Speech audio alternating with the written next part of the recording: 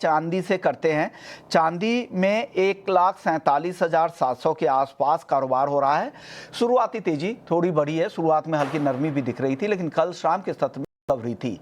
मनोज जी, क्या लग रहा है, चांदी कैसी दिख रही है आपको सर? 1,47,700 के ऊपर क्या करना चाहिए? नमस्कार रिश्मोन जी, अगर हम चांदी की बात करें तो एक बहुत ही दायरे का कारोबार यहाँ बना हुआ है। हम देख रहे हैं कि कीमतें 1,44,000 के सपोर्ट्स को लंबे समय से होल्ड कर रही है।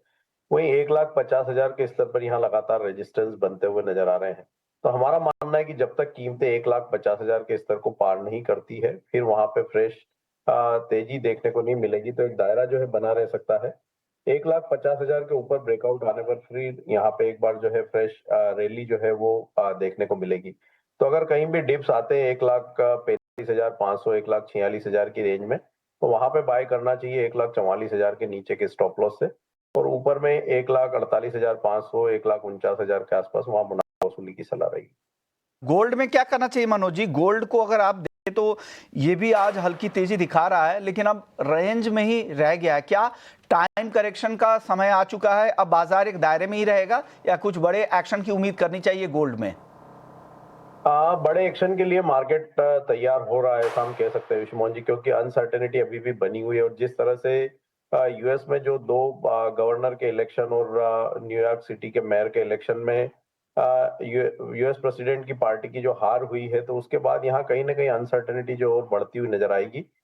यूएस शटडाउन के चलते यूएस के डेटा अभी आ नहीं रहे हैं पूरी तरह से, तो उसके चलते भी एक अनिश्चितता बनी हुई है। लेकिन हमारा मानना है कि सोना यहाँ पे लगातार अपने इंपॉर्टेंट सपोर्ट लेवल $3,870 को लंबे समय से होल्ड कर रहा है। तो एक यहाँ पे कंसोलिडेशन देखने को मिल रहा है। और हमारा मानना है कि $4,040 के स्तर के ऊपर अगर कीमतें निकलने में यहाँ पे कामयाब होती है, तो फिर एक अच्छी बड़ी जो बढ़त है वो फिर सोने में देखने को मिलेगी। तो अभी यहाँ पे अगर रणनीति बनानी हो तो कॉल ऑप्शन के जरिए बनाई जा सकती है। गोल्ड मिनी की जो कॉल ऑप्शन है नवंबर मंथ की 1,21,000 की, वहां 2,100 के स्तर पर बाय करना चाहिए। 1,850 का स्टॉप लॉस रखें और टारगेट वहां पे 2,600 के रखे जा सकते हैं। ओके, हमारे साथ कुणाल शाह भी हैं। कुणाल जी, आप बताइए गोल्ड को लेकर आपकी राय क्या बन रही है? हालांकि ये यूएस में जो अक्टूबर के जो पेरोल्स के जो नंबर थे वो 42,000 बढ़े हैं, जो उम्मीद से ज़्यादा थे। तो लग रहा है कि लेबर मार्केट में उस तरह की चिंताएं अभी नहीं है। हालांकि नॉन फार्म पेरोल नंबर नहीं आ रहे हैं शटडाउन की वजह से। क्या लग रहा है सर, गोल्ड की चाल कैसी दिख रही है? क्या दायरे में ही रहने वाला है अब कुछ समय बाजार? जी हाँ, दायरे में ही रहने वाले हैं बाजार। एक्चुअली गोल्ड में जो तेजी थोड़ी बहुत भी अभी आई है, बाउंस बैक आया है, वो ये जो न्यूक्लियर रेथोरिक रशिया और अमेरिका ने चालू किया है, उसके कारण थोड़ा जियोपॉलिटिकल असमंजस का माहौल बना है। इसके कारण गोल्ड ऊपर आ रहा है। बट अगर ये तो बहुत ही फार फेचेड बात है, मुझे नहीं लगता ऐसा कुछ होने वाला है नियर टर्म में। तो ऊपरी स्तरों पे गोल्ड में प्रेशर ही रहने वाला है। तो जैसे गोल्ड 1,21,500, 1,21,000 के आसपास जाता है, वहां से सेलिंग ही आनी है। अपसाइड बहुत लिमिटेड है और डाउन साइड भी 3,900 और 4,100, ये $200 की रेंज में गोल्ड नेक्स्ट 2-3 महीना करेगा ऐसा लग रहा है। 3,900 के आसपास आता है, वहां पे लेना चाहिए। 4,040-50 आता है, वहां पे बेचना चाहिए। ओके, और चांदी सर, चांदी में किस तरह की राय होनी चाहिए? कैसे ट्रेड करें यहाँ पर? सेम है, सिल्वर भी नियर टर्म में मुझे इमीडिएटली बढ़ जाएगा ऐसा नहीं लग रहा है।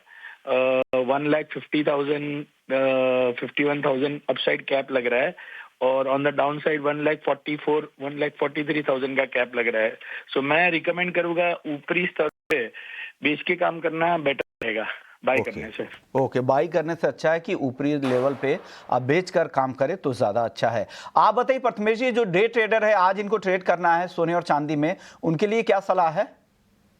थिंक कंसोलिडेशन है थोड़ा यहाँ पे, बट फिलहाल के लिए मुझे अगर आज के लिए कोई ट्रेड करे तो फिर 1,20,300 पे गोल्ड का दिसंबर कॉन्ट्रैक्ट बाय करना चाहिए। 1,20,000 का स्टॉप और ऊपर में टारगेट 1,21,000।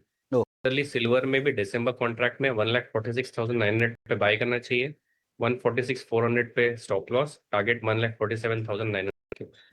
ओके, खबर आ रही है कुणाल जी, वो है चीन में गोल्डन बूम चल रहा है। खबर है ये है कि शंघाई गोल्ड एक्सचेंज पर लोग बिना घर लाए डिजिटल तरीके से गोल्ड खरीद रहे हैं और खरीदारों को वारंट नाम का एक डिजिटल सर्टिफिकेट मिलता है और उनके लिए सुरक्षित वॉल्ट में उनका सोना रखा जाता है। वो सर्टिफिकेट के जरिए वो यहाँ पर खरीदारी कर रहे हैं। और अब तक इन डिजिटल सर्टिफिकेट से सोने की जो खरीद हुई है वो 85,000 किलो से ज़्यादा का है, जो 2024 की तुलना में करीब 25 गुना ज़्यादा है। इस खबर को आप कैसे देखते हैं कुणाल जी? आई थिंक डिस्काउंटेड ही है। मेरे हिसाब से इससे ज़्यादा इम्पैक्ट नहीं पड़ना चाहिए।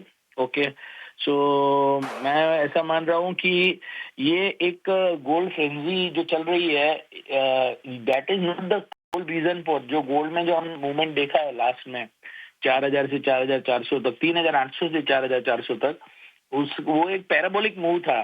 सो ये रीजंस सब साइड में एक सप्लीमेंट की तरह आ रहे हैं, these not the main reasons. तो मैं नहीं मानता हूँ ये न्यूज की बहुत बड़ी इम्पैक्ट देखने मिलेगी।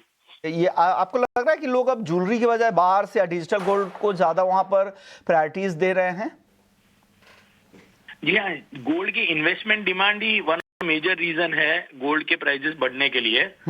ओके, सो मुझे लग रहा है कि ये इन्वेस्टमेंट डिमांड थोड़े टाइम कंटिन्यू रह सकती है, बट अगर आप फंडामेंटल आउटलुक देखेंगे गोल्ड का तो वो ऐसा इंडिकेट कर रहा है कि most of the positive gold के प्राइस में आ चुके हैं। तो चलिए, तो ये राय है, जितने भी पॉजिटिव डेवलपमेंट थे वो गोल्ड के प्राइसेस में आ चुके हैं, जो भी प्राइस आपने अब तक देखे हैं। चलिए कच्चे तेल की बात करते हैं। कच्चे तेल को लेकर एक खबर ये भी है कि